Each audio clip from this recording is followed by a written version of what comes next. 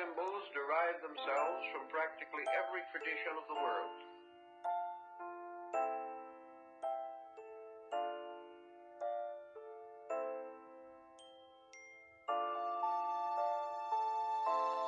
We do not like to believe that perhaps there is a whole world of things beyond our sensory perception, or outside of our ability to understand.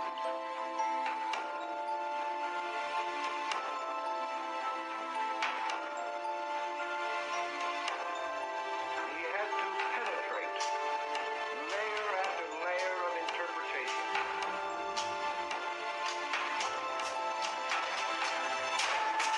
And fourth, an extraordinary illusion in which the sensory information of the present is cancelled by immense knowledge derived from the past.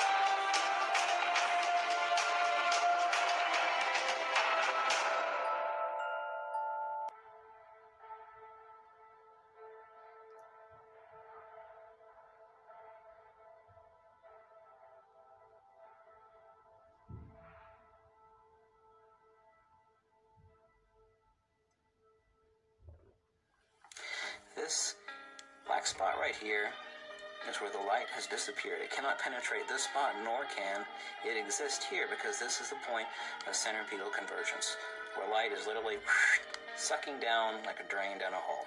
Okay?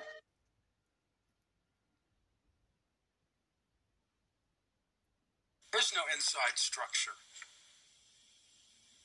Is it hollow? Yeah, there's only a surface. There's nothing inside. Is the sun actually, do you believe, combusting it out of It's itself? not burning anything. There's no fusion in the sun. That's well understood. Prove it. Yeah, well, there's no way to prove that there is any. It's only in the flares that you get fusion. That's all the X-rays. Flares, the arcs, and the X-rays, and the microwaves, and whatever result of fusion in the arcs. There's no fusion in the sun. They don't know how the sun works. Why do you? What's special? How does the sun make light? It's a transformer. Transforms from some other dimension. It's not burning anything. It doesn't have to. It's a converter. At the center of every magnet, there is zero magnetism. You can see that underneath the ferrocell. You can see that underneath magnetic viewing film. You could even see it if you were to bring two magnets together with a Gauss meter at the center. So, we know what's going to be at the center. Is it going to be a black spot or a gigantic disk of light? What do you think the answer is? We're creating one magnet out of two. You'll notice as I get it closer, hard to keep it from snapping together. I don't want to break the glass. That at first, the black hole gets a little larger. Notice the flux lines diverging. You see that? Now wait, what happens when I bring it together? Look at what's forming before I bring it together. You see that that ring of light? As I get closer, let me get it so you can get a better view. As I get closer, the black turns into a ring of light.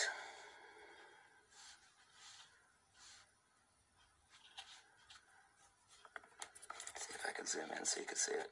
Here we go. Hold on a second. There we go. A ring of light. What you're seeing is the center of the magnet. These two magnets are now effectively one, even though they're separated by a couple of thin pieces of precision glass. The center where no magnetism exists, there's a halo of light.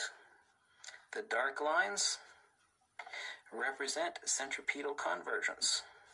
The white lines represent centrifugal divergence. So what you're seeing in the white lines is true magnetism. No, they're moving in the exact same direction, only inverse to your spatial perspective.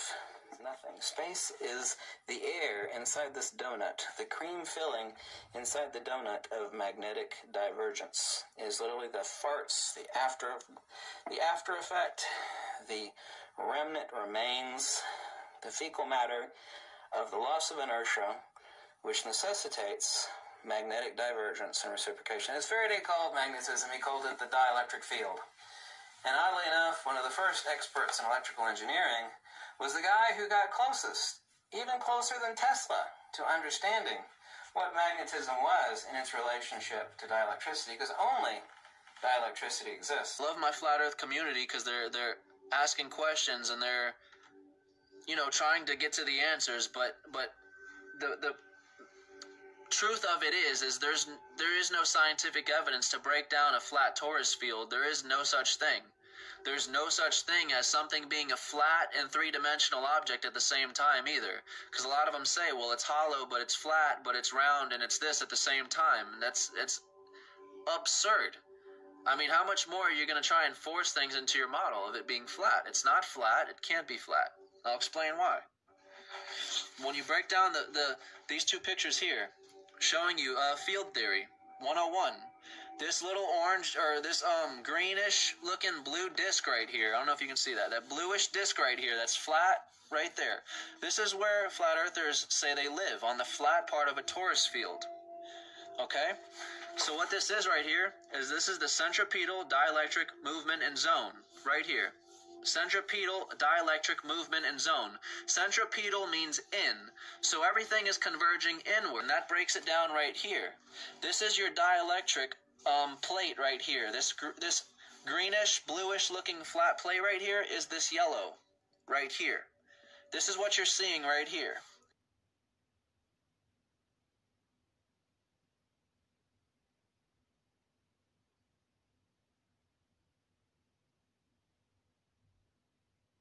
So everything is centripetal. It's converging in on the center point.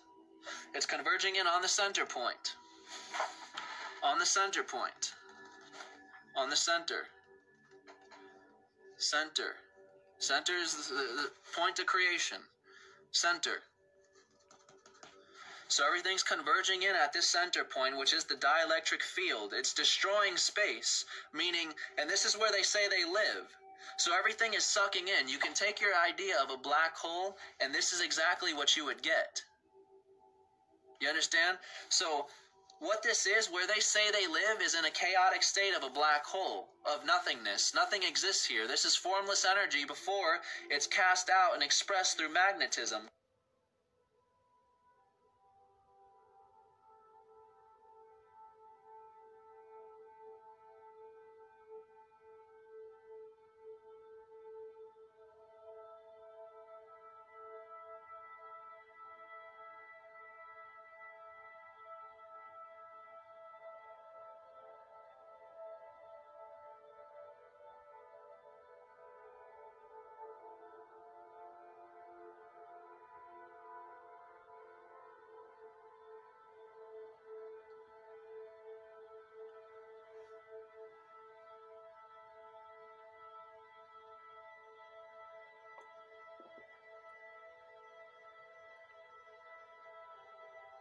He's not finding a truth.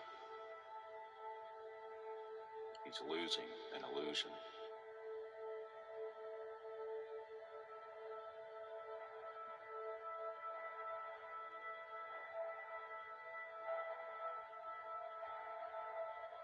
The depictions of the Flammarion engraving state as followed. A medieval missionary says he has found the point where heaven and earth meet.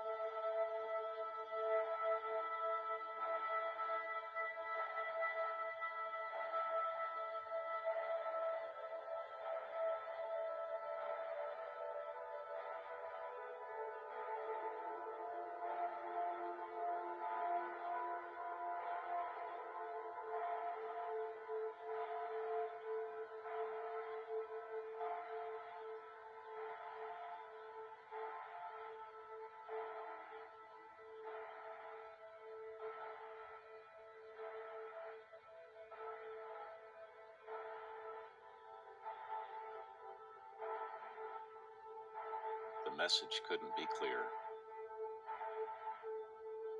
The dome is a facade, an illusion of the mind.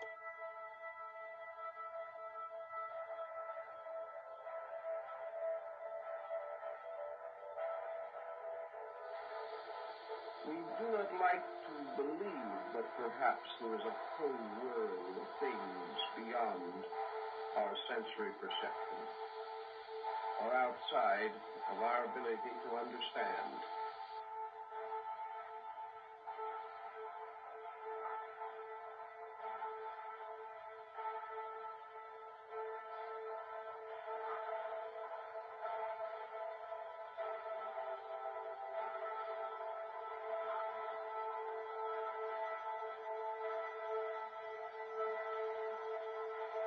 I've heard the argument, and I did abide by it myself for a few years. Water always seeks its own level, right? There were several significant properties I completely ignored. Compression, electricity, magnetism, resonance, memory, and more. We'll delve into some of these and further on the next episode of The Cave. Thanks for joining me.